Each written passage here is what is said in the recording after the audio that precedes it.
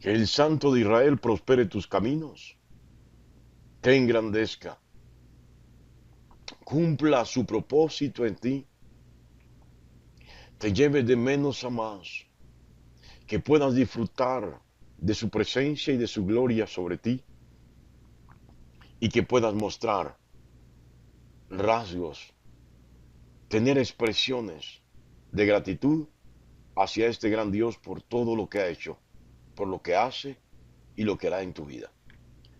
Estamos en el libro de Hechos de los Apóstoles, en el capítulo 15. Vamos a leer a partir del versículo 36. La palabra de Dios dice así: Después de algunos días, Pablo dijo a Bernabé: Volvamos a visitar a los hermanos en todas las ciudades en que hemos anunciado la palabra del Señor para ver cómo están. Y Bernabé quería que llevasen consigo a Juan Marcos, a Juan, el que tenía por sobrenombre Marcos. Pero a Pablo no le parecía bien llevar consigo el que se había apartado de ellos desde Panfilia y no había ido con ellos a la obra. Y hubo tal desacuerdo entre ellos que se separaron el uno del otro. Bernabé, tomando a Marcos, navegó a Chipre, y Pablo, escogiendo a Silas, salió encomendado por los hermanos a la gracia del Señor, y pasó por Siria y Cilicia, confirmando a las iglesias. Que Dios bendiga su santa y preciosa palabra. Bueno, mis amados, vemos aquí un desacuerdo entre dos personajes que, si bien no fueron de los 12 apóstoles, Lucas los etiqueta como apóstoles por lo menos una vez. Óigalo bien. Sí, hay una gran diferencia. Ambos quieren hacer la obra del Señor. Ambos están dispuestos para hacer la obra del Señor. Quieren ir a hacerla. Pero, ¿dónde está la diferencia? Primero, ambos quieren ir a lugares diferentes.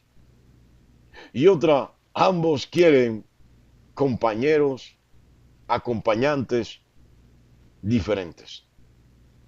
¿Sabe? Bernabé era el tío de Juan Marcos.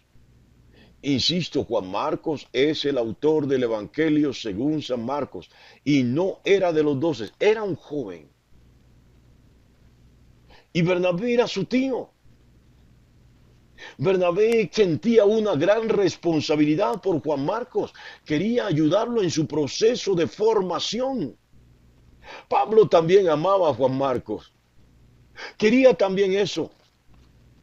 Pero en algún momento Juan Marcos abandonó la misión con Pablo. Sí, Juan Marcos abandonó la misión y no siguió la ruta o en la compañía de Pablo y no se conoce realmente por qué Juan Marcos no quiso ir con ellos. Bueno, no es fácil, no es tan sencillo para un joven ver, predicar la palabra y ver tanta oposición, ver tanta violencia en sus compañeros, perdón, hacia sus compañeros y hacia sí mismo. Es posible que se haya llenado de un poco de temor. Y esto no quiere decir de que Juan Marcos no tuviera fe. Pero también entiendo a Pablo desde mi perspectiva.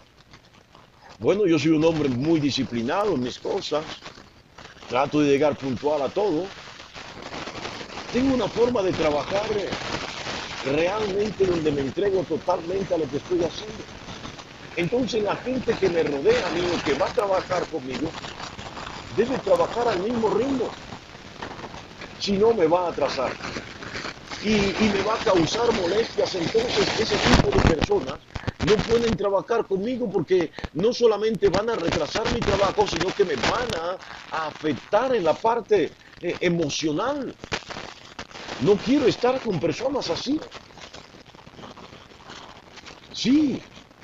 Y Pablo era un hombre totalmente apasionado y entregado a la obra del Señor. Él no quería descansar, no quería detenerse, no quería parar. Juan Marcos era un joven. Y aunque no sabemos, insisto, realmente qué fue lo que pasó, puedo entender a Juan Marcos, pero también puedo entender al apóstol Pablo. Pablo se resiste ahí con Juan Marcos y Bernabé decide incluir a Juan Marcos como parte de su equipo misionero. Y entonces, sabiamente, se dividen. ¿Sabe? Cualquiera dirá o vería esto como algo negativo. Se dividió la iglesia. Se dividieron los apóstoles. No. Esto, bueno, voy a utilizar el texto que siempre uso. A los que aman a Dios, todas las cosas nos ayudan a bien. Dos grandes hombres, dos grandes misioneros, dos grandes siervos de Dios. Juntos, como vemos ahí, terminarían chocando. Pero separados. Cada uno haciendo su labor en lugares diferentes. El crecimiento de la obra, el crecimiento de la palabra sería mucho mayor. Y eso es lo que vamos a ver de aquí en adelante. Un crecimiento total en diferentes sentidos. Bernabé se dirige a Chipre y Pablo en sentido contrario. Óigalo bien. Pablo se dirige a Siria y a Cilicia. No solamente a confirmar a los hermanos, a apoyarlos, a alimentarlos, sino también a predicar el evangelio para que haya nuevos convertidos. Lo propio hará Bernabé en Chipre y en sus derredores, junto con su sobrino Juan Marcos, con su compañero de misiones. Sí, ambos tomaron a neófitos en las misiones. Pablo tomó a Silas, un hombre que era importante en el círculo de los apóstoles, pero que no sabía qué era hacer misiones. Y Silas se va a encaminar de tal manera que en este viaje y en el resto del ministerio de Pablo va a estar presente junto con Timoteo, junto con Tito y Juan Marcos. Juan Marcos termina haciendo una labor tan maravillosa que posteriormente el apóstol Pablo en una de sus cartas pide, después de tantos años de haber dicho que no iba a ir con Juan Marcos ni siquiera a la esquina, ahora pide que le envíen a Juan Marcos porque le es útil. Es un joven que ha crecido, un joven que ha madurado, un joven que ha entendido la responsabilidad de caminar, de andar en los caminos del Señor. La gran diferencia. Así que no es algo negativo la separación de Bernabé y de Pablo. Ambos van a ayudar en la extensión, en el crecimiento del Evangelio. Sí, van a ascender el Evangelio doquiera que vayan, pero al mismo tiempo están formando a esos jóvenes, capacitándolos, dándoles el conocimiento y la experiencia necesaria para ser continuadores de la labor misionera. Yo no sé si está entendiendo en esta mañana, pero qué bueno sería, mi amado, mi amada, que usted y yo, en vez o en lugar de que estar divisiones innecesarias, seamos esos o esas que no solamente llevemos el mensaje de salvación a otros, sino que también seamos formadores de esos jóvenes de esos adolescentes,